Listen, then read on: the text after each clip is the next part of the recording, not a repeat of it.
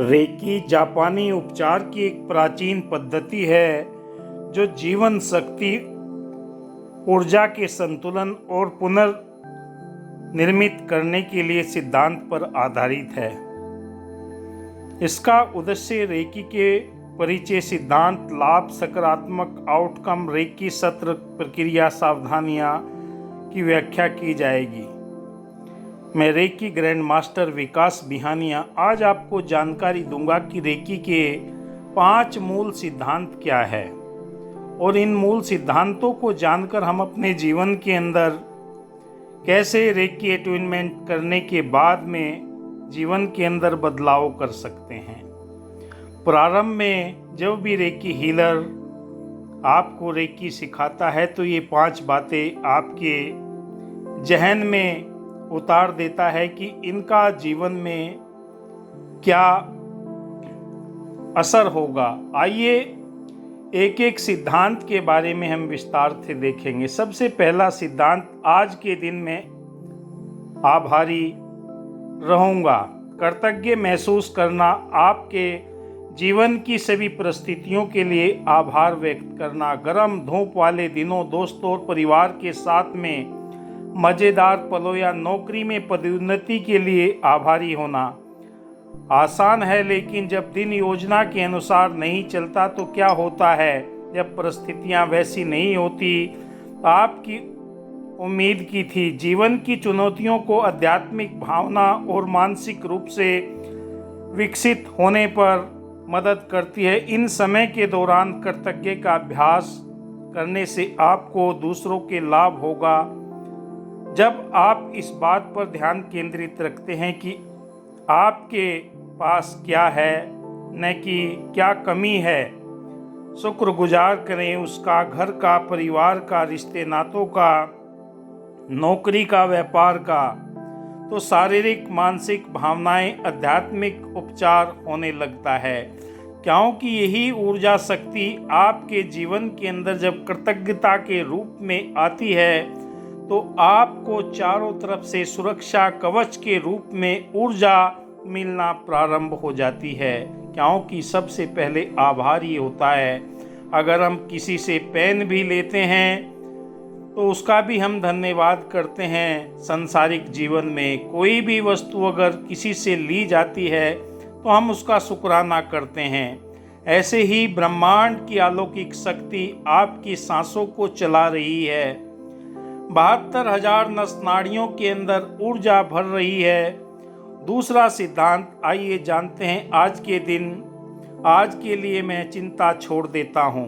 क्योंकि हर रोज के सिद्धांत अगर आप इन पर अमल करते हैं तो आपके जीवन में कई तरह के परिवर्तन आते हैं। अतीत में जो कुछ हुआ उसके बारे में चिंता करना बेकार है और उससे शर्म और पछतावा हो सकता है। आप किसी भी समय वही करने की कोशिश करते हैं जो आपको सबसे अच्छा लगता है। भविष्य के बारे में चिंता करना उतना ही व्यर्थ है, क्योंकि है अज्ञात है। लगातार चिंता आपके ध्यान वर्तमान क्षण में हटाती है और शारीरिक तनाव, कमजोरी, प्रतिरक्षा प्रणाली पैदा करती है। अपने निचले पेट में गहरी सांसें लेना चिंता को प्रतिबंध करने का एक शानदार तरीका है। लंबी लंबी सांसें लें। जब भी ऐसी परिस्थिति आती है शरीर में आपका ऑक्सीजन लेवल बढ़ जाता है। आइए जानते हैं अगला सिद्धांत, आज के लिए मैं क्रोध त्याग दूंगा।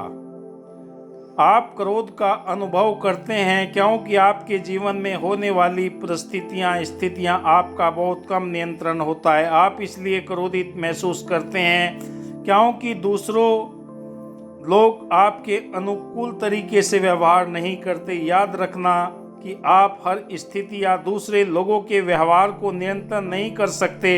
आप क्रोध को नियंत्रण करने में मदद करते हैं। जैसा कि ऊपर चर्चा की गई है, श्वास तकनीकी से आपको बहुत ही फायदा होगा। वे आपके धैर्य, सहनशीलता, स्वीकृति का अभ्यास करने में मदद करेंगे। रेकी स्तर के दौरान जब यह बताता हूँ कि आपके और मेरे जैसे संभावित ऐसे परिवार सदस्य, सहकर्मी जो हमें इस सिद्धांत का अभ्यास करने में मदद करते हैं, तो हम और मेरे छात्रों के साथ में हंस पड़ने लगते हैं। हालांकि चिंता की तरह क्रोध भी एक मूल्यवान उद्देश्य की पूर्ति कर सकता है। क्रोध आपको अपने दूसरों के प्रति स्वीकार्य व्यवहार की सीमा तय करने में मदद करता है, और जब आप इस चीज़ को त्यागने का प्रयास करते हैं तो आप ऊर्जावान बनते हैं। ब्रह्मांड की अलौकिक शक्ति चारों तरफ से आपका सुरक्षा कवच बन के आपको निरंतर जीवन में सकारात्मक एनर्जी से भर देती है। आप खुद पाते हैं कि वाकई मेरे जीवन के अंदर इन सिद्धांतों को पालन करने में बहुत बड़ा परिवर्तन होते हुए जा रहा है, और ये ऊर्जा आपके चारों तरफ एक सुरक्षा कवच के रूप में आपको घेरे रहती है और आपके जीवन के अंदर निरंतर वाइब्रेट करती है, तरंगे उत्पन्न करती है। आप महसूस करते हैं कि वाकई ये ब्रह्मांड की अलौकिक शक्ति मेरे साथ में निरंतर कार्य कर रही है और मुझे ऊर्जा प्रदान कर रही है, क्योंकि आपके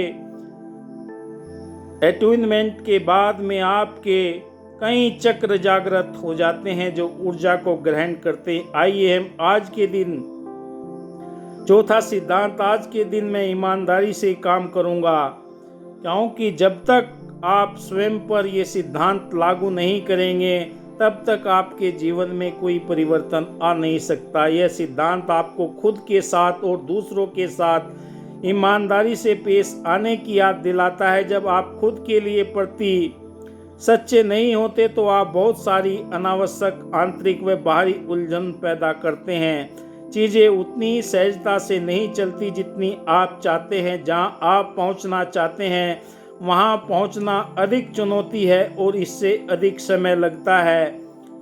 स्वयं रेकी का अभ्यास आपको खुद से और खुद से बड़ी किसी चीज़ की गहराई से जोड़ता है जिसका आप हिस्सा है। जब आपको कठिन निर्णय लेना हो तो आप अपने हारा पर स्वयं रेकी का अभ्यास करें। यह अभ्यास आपको ऐसे निर्णय लेने में मार्गदर्शन करेगा। आपके दूसरों से सर्वोत्तम कार्यशैली की गुणवत्ता मिलेगी। यदि आप रेकी लेवल 1 में अपने हाथों से रेकी अभ्यास करने नहीं सीखा है तो आप ऊपर बताए हुए श्वास तकनीकी का मन शांत करना चाहते हैं। बार बार अपने मन को शांत रखिए, आपके लिए आंतरिक ज्ञान तक पहुंचना आसान हो जाएगा। क्योंकि रेकी में कुछ पोजीशनें होती हैं जिन्हें आप फर्स्ट लेवल में हाथों के द्वारा स्पर्श चिकित्सा भी कही जाती है, उसका इस्तेमाल करके आप इस तकनीकी को अपनाकर आप अपने जीवन के अंदर बहुत महत्वपूर्ण बदलाव देख सकते हैं। क्योंकि ये सिद्धांत आपको जीवन बदलने के लिए रेकी